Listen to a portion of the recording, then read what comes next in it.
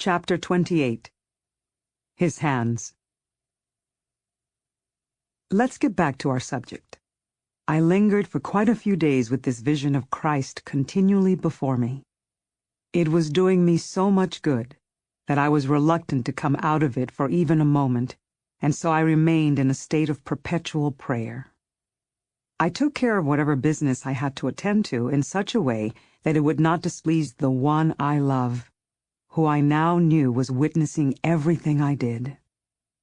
Although the barrage of warnings I received from others sometimes scared me, I could not sustain this fear in light of the tender assurances that came from my Lord. One day, while I was in prayer, the Lord decided to show me just His hands. I could never begin to describe such beauty. The vision shocked me. I am always frightened when God gives me a new supernatural favor. A few days after this, He showed me His divine face, and I was completely absorbed. Since the Lord would ultimately grant me the favor of seeing Him whole, I wondered why He chose to reveal Himself to me little by little. Later, I understood that His Majesty was giving me exactly as much as my delicate nature could handle. May He be forever blessed. Such a crude and lowly vessel as I was could never have contained such glory. The Lord, in His mercy, was preparing me to receive Him fully. Why, you may ask, does it require such strength to see some hands and a face? Glorified bodies are so exquisite that a mere glimpse of such supernatural beauty leaves the soul dazzled and confused. At first, this vision stirred intense fear in me, but the agitation soon melted into a sense of calm certainty and peace. Then one day, His most sacred humanity appeared to me in His risen form, whole and radiant. It was the feast of St. Paul, and I was at Mass. He looked like He does in the paintings, beautiful and majestic. Even though this was an imaginative vision, I did not see it with the eyes of my body, but only with the eyes of my soul. I recall that you insisted I write about this when it happened, and I obeyed. But it is very difficult to put into words without ruining it. I made the best description I could at that time, and I see no need to repeat it here. I will only say that if there were nothing in heaven to delight our sight other than the exalted beauty of glorified bodies, this would be enough. Especially the vision of the humanity of our Lord Jesus Christ. And if He sometimes reveals Himself to us here on earth in proportion to our ability to bear such glory, can you imagine what it will be like when we are given that blessing to enjoy infinitely and for all eternity? Those who know more about theology than I do say that an intellectual vision is more perfect than an imaginative vision, like this one. And an imaginative vision is more perfect than the kind of vision we see with the eyes of the body. This last kind, the corporeal vision, is the kind in which the spirit of evil can most easily meddle and delude us. I did not understand these distinctions at the time Christ revealed Himself to me in an imaginative form. I wanted to see Him with my body's eyes so that my confessor would believe that I hadn't invented the whole thing. As soon as the vision passed, I wondered if I had imagined it. I was so concerned that I might have inadvertently deceived my confessor that it made me cry. I wish I had never mentioned it to him. So I went to him and tried to explain. "Have you intentionally deceived me?" he asked. "Or have you, in fact, simply described the vision as you saw it?" I told him the truth. I would never knowingly lie to you, not for anything in the world. He tried to calm me down. I know this very well. After that, I started to worry about having come to him with these speculations about deception. I don't know how the spirit of evil drove me to torment myself with the thought that I had made up the vision. But then the Lord bestowed the gift of this vision again and made it abundantly clear to me that it was real. This truth quickly dispelled any doubt about my having imagined it. In fact, afterward, I could hardly believe I had ever wondered about it. How foolish of me! If I had spent 1,000 years trying, I would never even know how to begin, let alone succeed in imagining and conveying something so beautiful. In its luminous whiteness alone, it surpasses anything we could perceive here on earth. It isn't a dazzling radiance, it's a soft whiteness, an infused glow. It delights the eyes and never strains them. The brilliant vision of divine beauty does not weary the eyes either. The brightness of the sun seems tarnished in comparison with this light. It makes you never want to open your eyes again after it has passed. It's like the difference between sparkling, clear water flowing over a pristine crystal that shimmers in the sun and muddy, cloudy water oozing along the ground. This doesn't mean you perceive the sun or that the light resembles sunshine. In fact, the light of the vision seems like natural light, and sunshine seems artificial. It is a light that never gives way to darkness. Nothing disturbs it.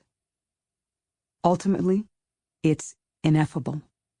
No matter how fine a mind a person may have, he could never come close to imagining the nature of this light, even if he tried all his life to understand it. God gives us this light so suddenly that we don't even have time to open our eyes. It doesn't even matter if our eyes are open or closed. When God chooses to give us this vision, we see it whether we want to or not. No distraction or resistance can fend it off. No effort or intention can make it happen. I have learned this through experience. I would like to say something about the way the Lord reveals himself in these visions. I will not presume to explain how it is that such a powerful light is put into the deepest part of the soul, or how such a vivid image is imprinted on the mind. This is a matter for men of learning to explicate. The Lord has not given me knowledge of how such things work.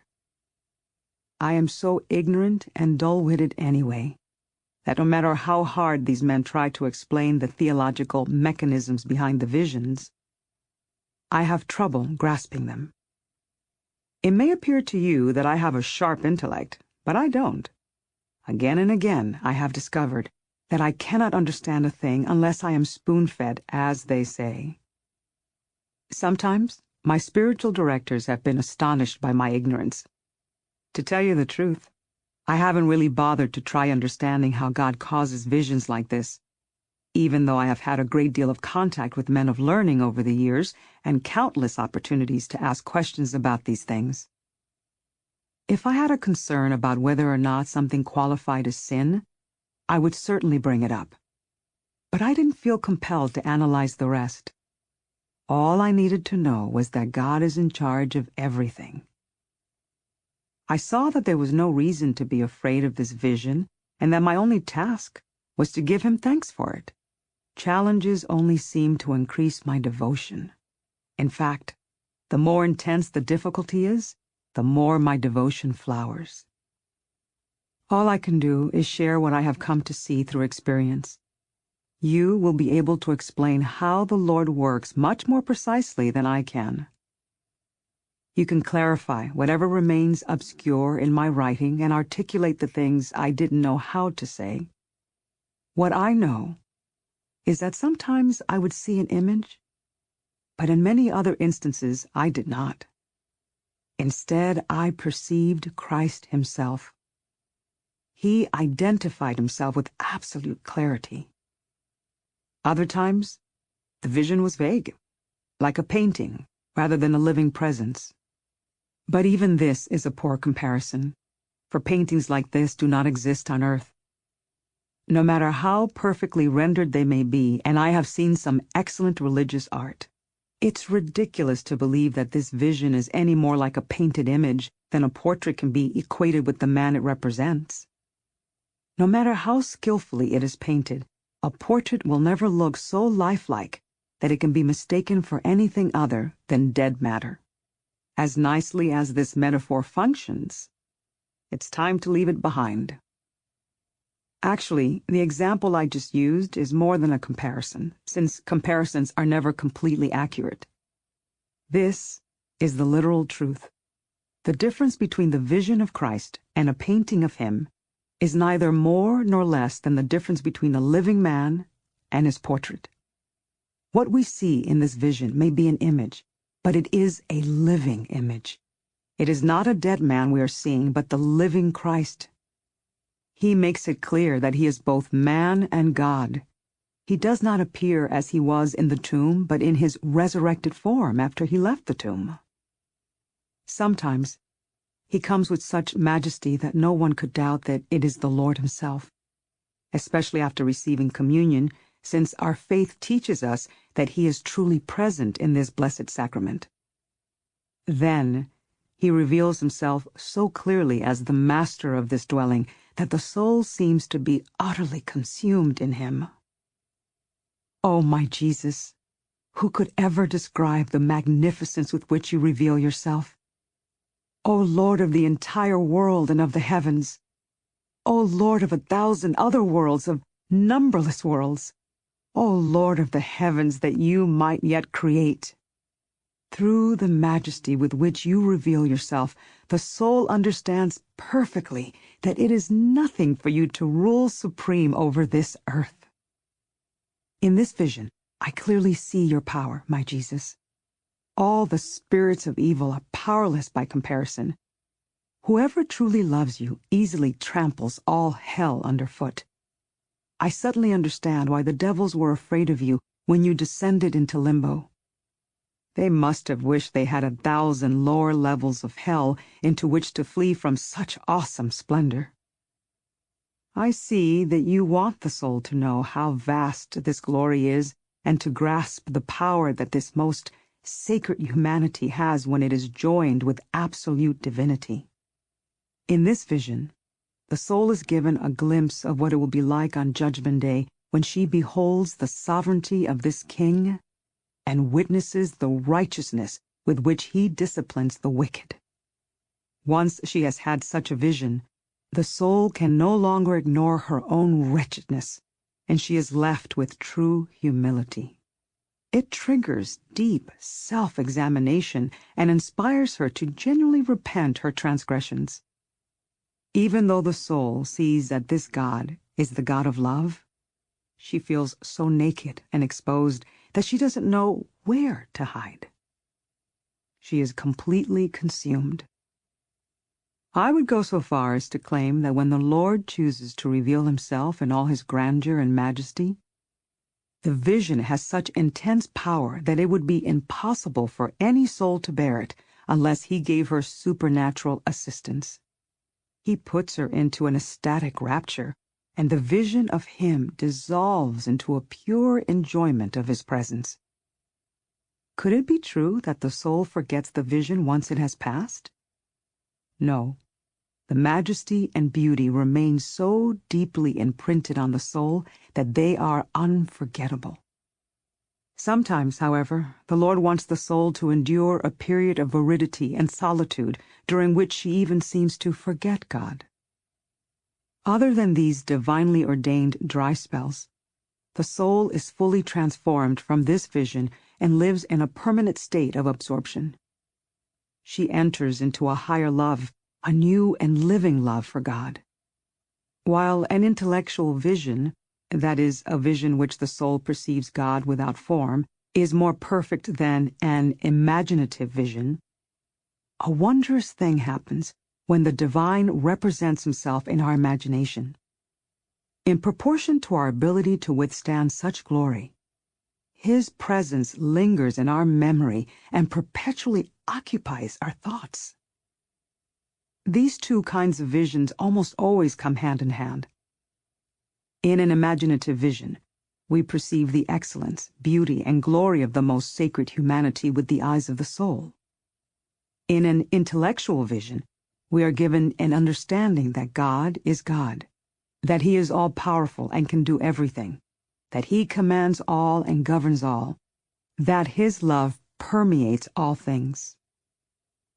Such a vision should be cherished. In my opinion, it is immune from any contamination. From the effects of this vision, it is clear that the spirit of evil has no power here.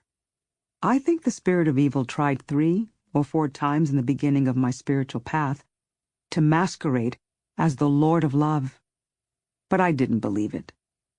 He takes the form of flesh, but he cannot even come close to representing the true glory of God. He tries to invalidate the true vision the soul has seen, but the soul spontaneously resists his efforts. She feels defensive, restless, and nervous. She loses the devotion and delight she experienced when the vision came from God. She can't concentrate on prayer. The few times this happened to me early on, I knew something was wrong. Even if a person has only experienced the prayer of quiet, I think she will be able to deduce the difference between a false vision and a divine favor by their effects alone. It's obvious. I don't think the spirit of evil can deceive a soul who doesn't want to be deceived. If she walks in humility and simplicity, she will walk safely. Anyone who has had a true vision will almost immediately be able to discern a false one. Although a false one may begin with similar feelings of consolation and sweetness, the soul is repelled by it and has the urge to push it away. Even the sense of consolation is different. It isn't pure. It doesn't feel like sacred love. The spirit of evil is quickly unmasked. So, in my opinion, he can do no real harm to an experienced soul. Could such a vision be the work of the imagination? This is the most impossible of impossible things. It's utterly ridiculous to think it. The perfect beauty and pure luminescence of a single one of the beloved's hands completely transcends the imagination. How could we instantaneously see things that we have never even thought about? Things so far beyond anything that we can comprehend here on earth that we could never have begun to invent them with our imagination. Even if we could create these things in our minds, they would never carry the lasting effects of a true divine vision. In fact, they would have no effect at all. The soul would be left exhausted by the effort. Say we want to fall asleep, but sleep won't come, so we lie awake. Sometimes we need to sleep. We feel the heaviness in our head and the urge to doze off, so we lie down. When we can't fall asleep, we think that we must be doing ourselves some good by just resting in bed. But if it's not true sleep, it will not sustain us or refresh our head. Instead, we will be even more tired than we were before we lay down. That's how a self-generated vision would make us feel.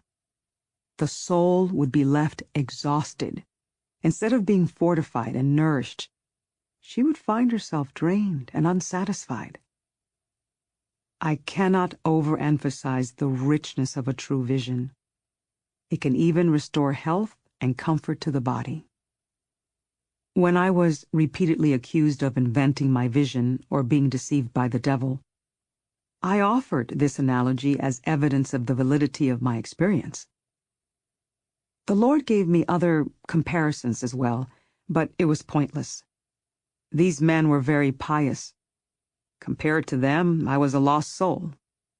And because God was not leading them on this same path, my experience frightened them.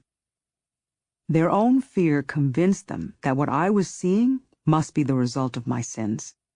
I hardly spoke to anyone except my confessor and a few people he ordered me to tell about my experiences. But somehow my confidentiality was violated, and my secrets were spread around.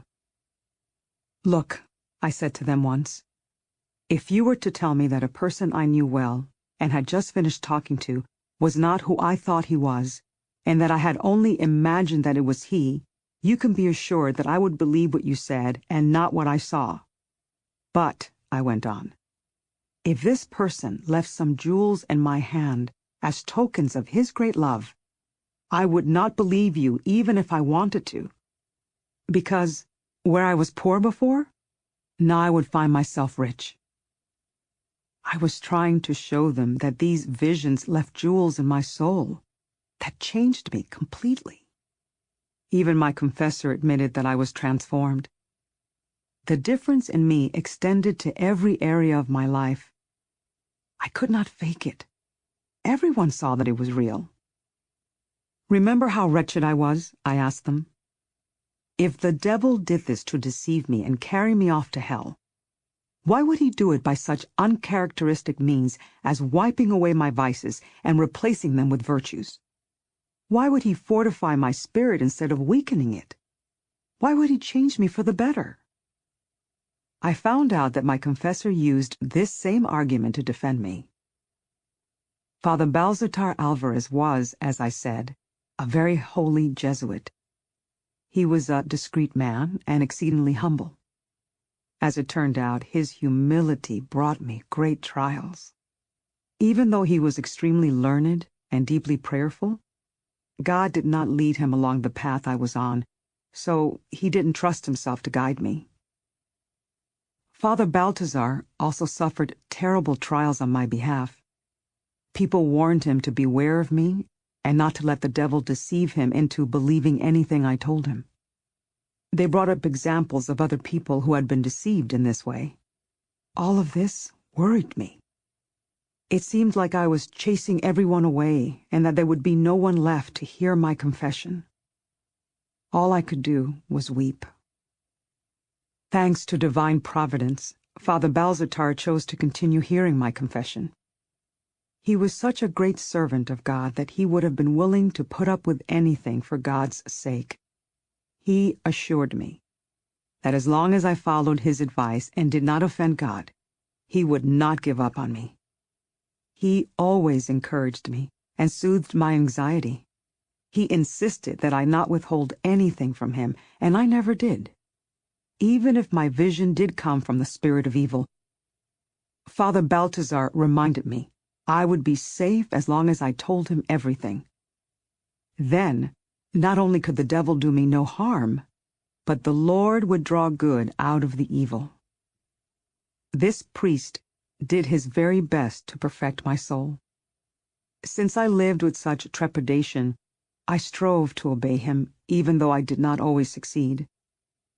During the 3 years or so that Father Balthazar was my confessor, my trials caused him great suffering. I was persecuted terribly. The Lord allowed people to make very harsh judgments about me. They went to Father Balthazar with all of these issues, and he was often blamed for them. But he was innocent. If he had not been such a holy man, and the Lord had not supported him so much, he could never have endured such suffering. On the one hand, he had to deal with people who did not believe in him, people who were convinced that I was going to hell. On the other hand, he had to calm me down. Whenever God gave me a vision, the new experience would frighten me. Father Balthazar was determined to reassure me. But although he did what he could to dispel my fears, he sometimes accidentally intensified them. All these trials came to me because I was, and still am, a sinner. This priest was deeply compassionate and comforted me. If only he had trusted himself more, I would have suffered less. God showed him the truth in all things. I believe the simple sanctity of his office enlightened him. I had many conversations with the religious men who were having doubts about me. I guess I must have spoken carelessly, because they completely misinterpreted my intentions. When I simply said exactly what was on my mind, they thought I was lacking in humility. This was particularly painful to me in the case of one of them, a man I loved very much. He was a profoundly holy person, and I was spiritually indebted to him.